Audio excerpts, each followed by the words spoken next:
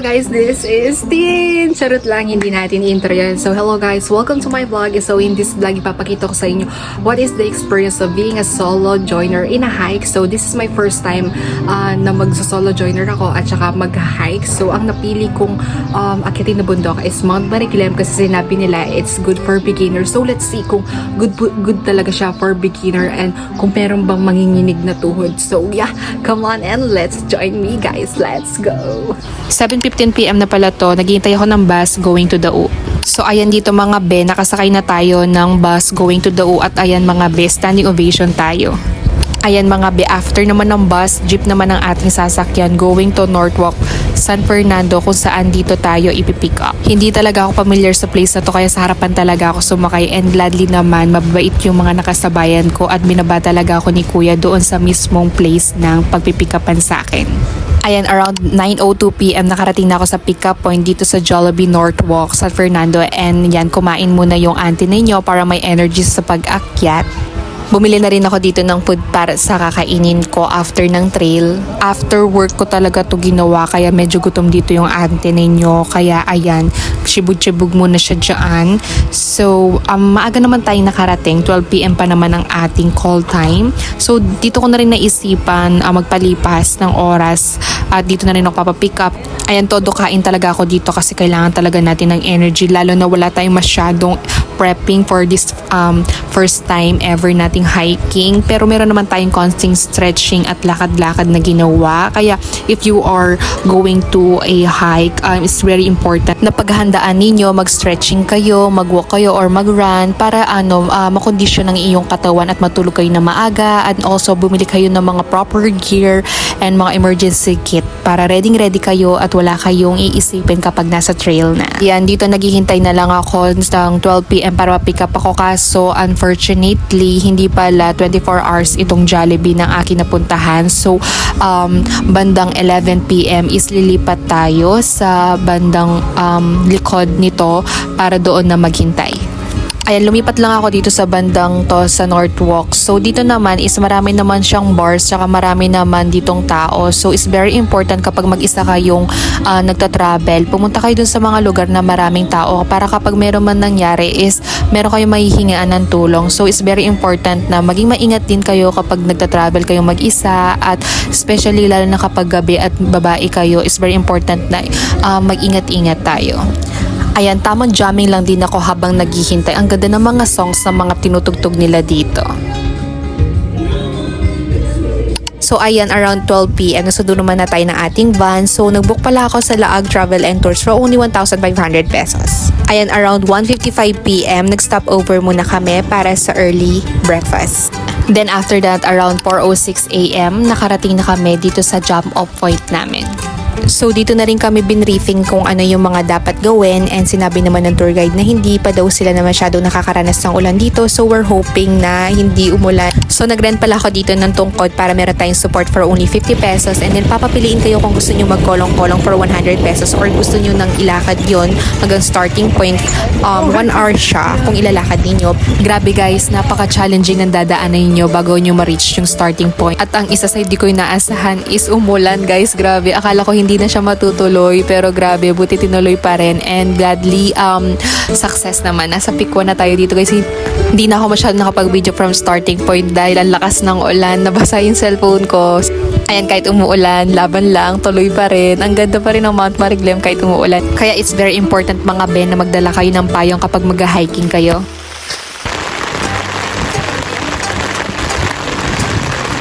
According to our guys, safe pa naman daw akyatin yung Mount Marikilem kapag ganito yung ulan. Eto pala si Ate Katrina guys, na-meet ko lang siya dito sa hiking. Solo joiners lang din siya.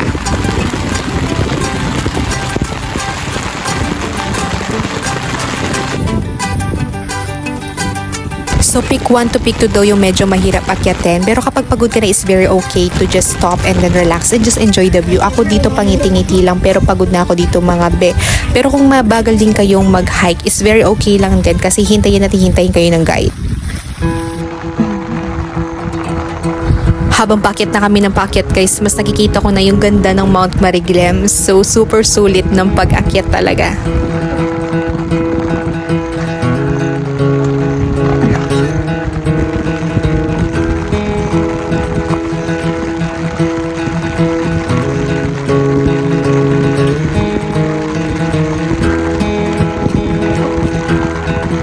Ayan, nag-stop muna kami dito dahil napagod na yung mga auntie ninyo and then nag-take kami ng mga pictures.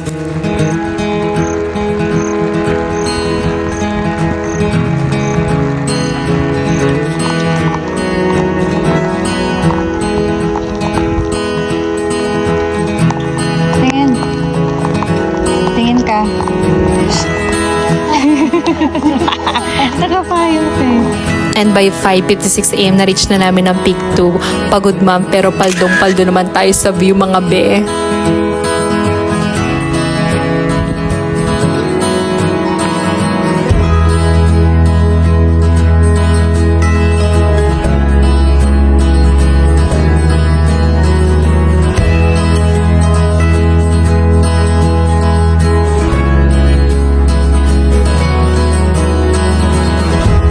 Wala man tayong masyadong clearing mga be, pero grabe, ang ganda pa rin ng Mount Mariglem. By 6:16 AM naman na-reach naman namin ang peak 3.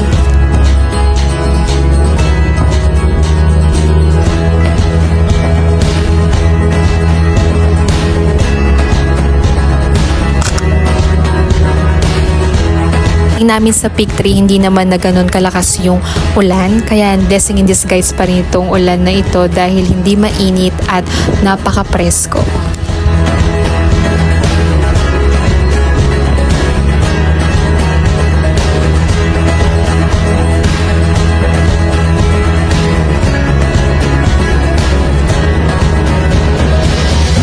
After that, back to hiking na tayo. So dito hindi na siya masyadong mahirap, patag na yung daan. So let's go to peak 4.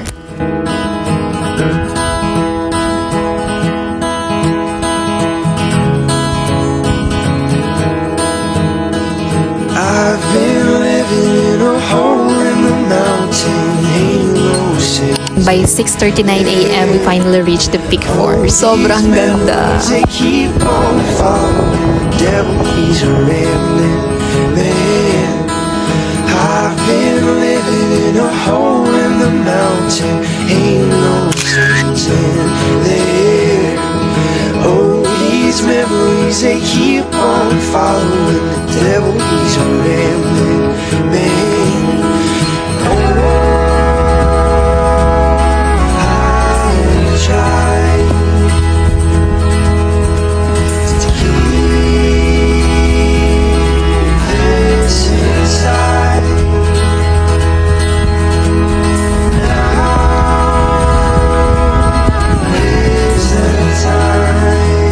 Medyo mahamog man pero kitang-kita mo po rin ang napakagandang bundok ng Mount Mariglem.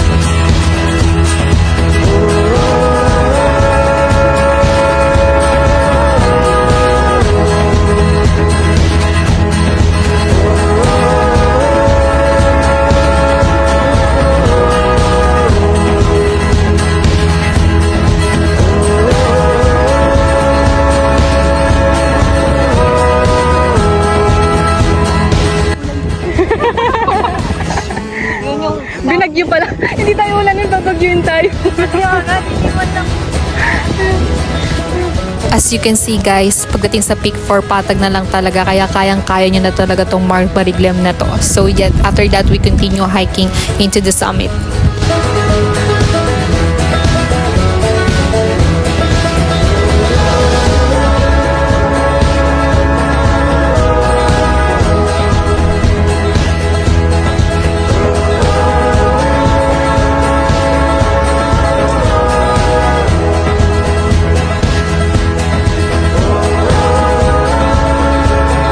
Ito na lang yung medyo matarik guys going to summit.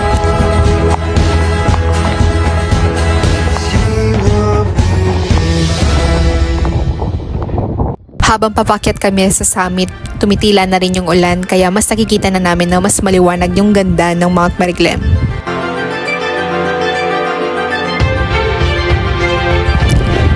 Grabe, napakaganda ng clouds sa mountain.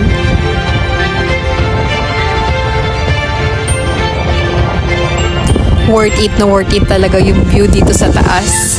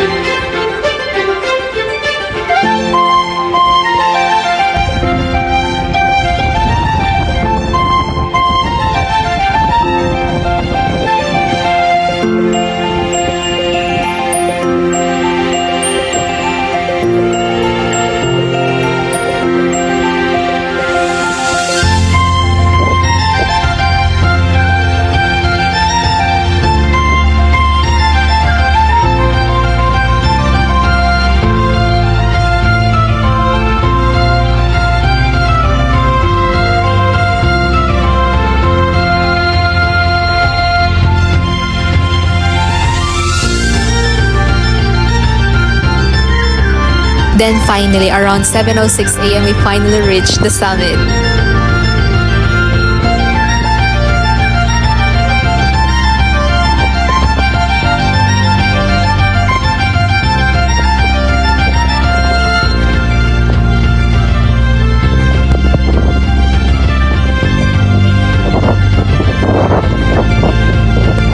Grabe guys, sobrang ganda talaga ng Mount Marilem. Sulit na sulit yung pagod, yung puyat, yung pagkabasa sa ulan. Ang dami ko pa nakilala mga mababait na joiners din. Kaya guys, huwag na kayo matakot mag solo joiners. Sulit na sulit talaga to.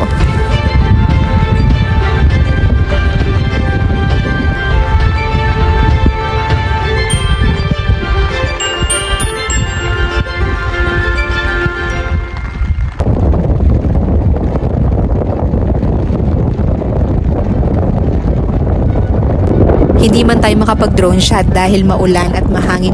Guys, sulit na sulit pa rin. Grabe, sobrang ganda talaga ng Mount Marilem.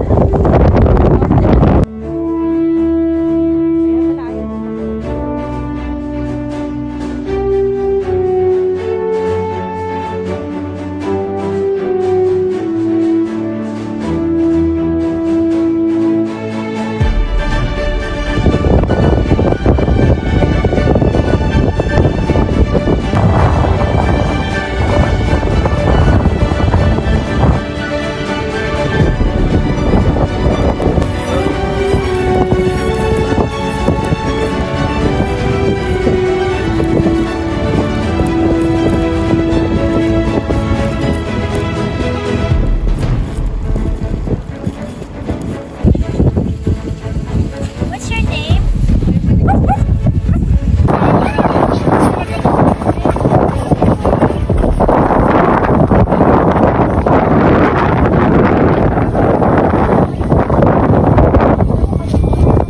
Along the way, my adventure, I also meet incredible people that make my journey much more happier. 3, 2, 1, go. Take my hand, close your eyes, with you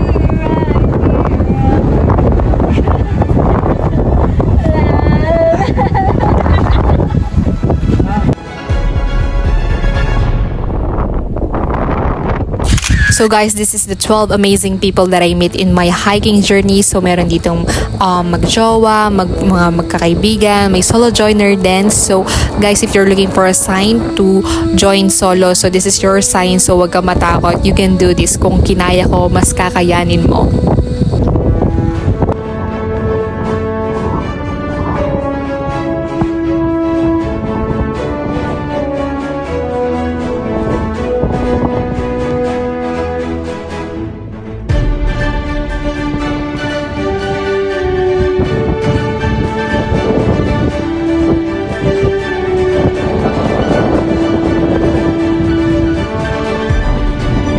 Ayan, around 8:07 a.m. na kami dito bumaba. So dito dahan-dahan lang yung pagbaba namin kasi pwede kang dumausdos. Kaya it's very important na meron kang tungkod for your support. Meron din mga aso dito guys. So kung kinaya nila guys, mas kaya natin to.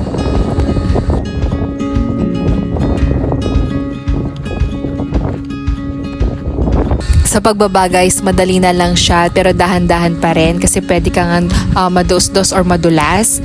Dito sa pagbaba namin wala nang ulan kaya kitang-kita mo na yung buong view ng Mount Marilem. Napakaganda ng buong kalikasan.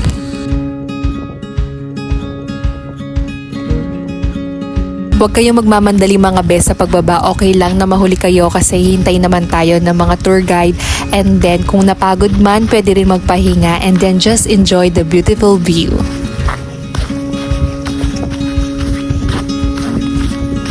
So ito pala yung mga be, yung buong kasama ko. So nauna lang kaming apat kasi nagkolong-kolong kami. Sila naman naglakad sila. So akala kasi namin is makikita namin yung sunsets which is hindi dahil umulan. Pero super grateful pa rin ako sa experience na to.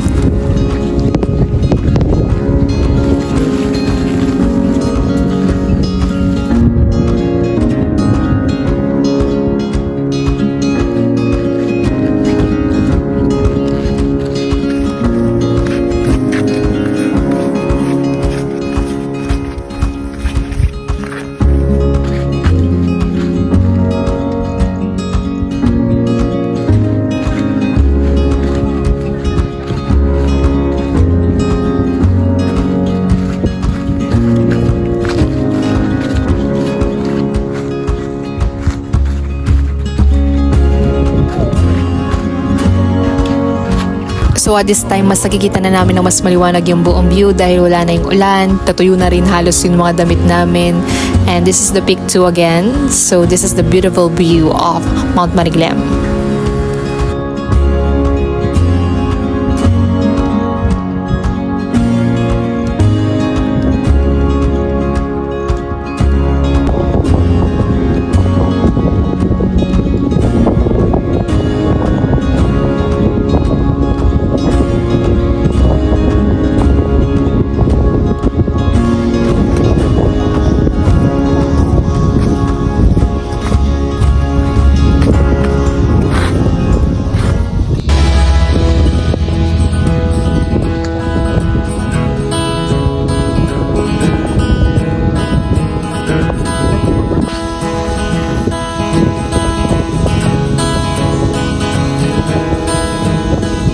I've been living in a hole in the mountain, ain't no sense in there.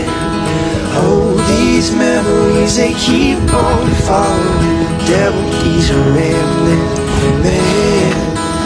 I've been living in a hole in the mountain, ain't no sense in there. Oh, these memories, they keep on following the devil, he's a rambling man. Oh, I try to keep this inside. Now is the time. Grabe, super worth it talaga ng pag-akyat ko dito sa Mount Mariglam. Sobrang ganda niya. This is the first time that I saw this kind of beautiful scenery.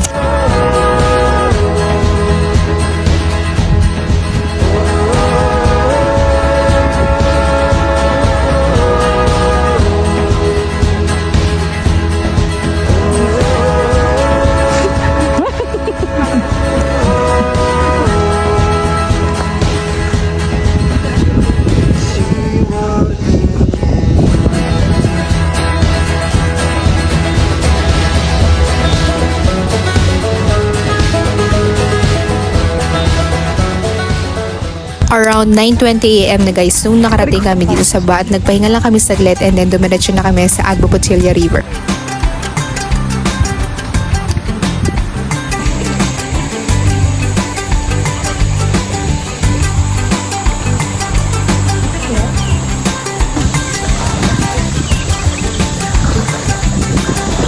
From the starting point mga be, mga 20 minutes lang going to Agbo Potilla River.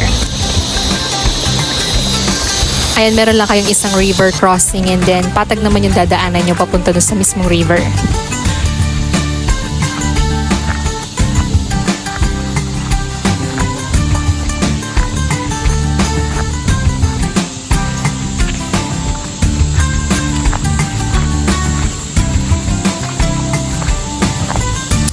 Finally mga be, eto na yung river. Super refreshing talagang maligo dito after the long hike. Super sulit talaga ng experience going to Mount Mariglam kasi after mong mag-hike, makakaligo ka pa sa super refreshing na ilog.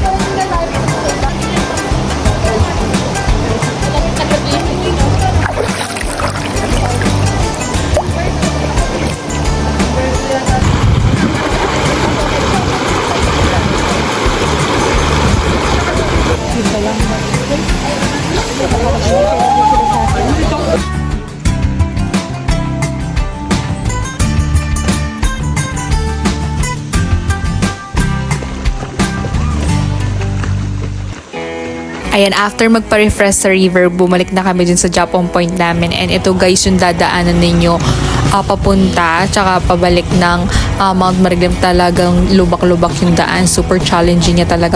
May mas malala pa, hindi po lang na-videohan. Pero ganito siya.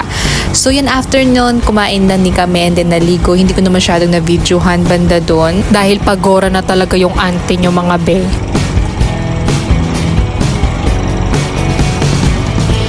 So dito guys, pabalik na kami. So lahat kami dito guys, bagsak na tulog na talaga. Pero super worth it na experience. Ulit at uulitin. Hi guys, so this is the day after I hike. So masasabi ko lang sa buong experience ko sa pag-hiking as a solo is really life-changing. So sa una lang siya nakakatakot, pero eventually along the journey, you will meet new friends and new people that will make the journey much more memorable. So even though marami din unexpected moments na nangyari, umulan, hindi nakapag-drone shot, it's okay kasi pagdating mo sa tuktok, mawawala lahat ng pagod mo, ng expectation mo dahil sobrang ganda nung bundok talaga. So, ma-recommend ko din siya for beginners kasi kung kinaya ko, mas kakayanin ninyo with a little bit of running, walking, pakondisyon nyo lang yung katawan nyo, kakayanin nyo yan guys. So guys, if you're looking for a sign, this is your sign. So don't be scared to go alone and always remember that God will always there for you. Bye guys! I've been living in a hole in the mountain, ain't no sins in there. Oh, these memories, they keep on following the devil, he's a rambling man. I've been living in a hole in the mountain, ain't no sins in there.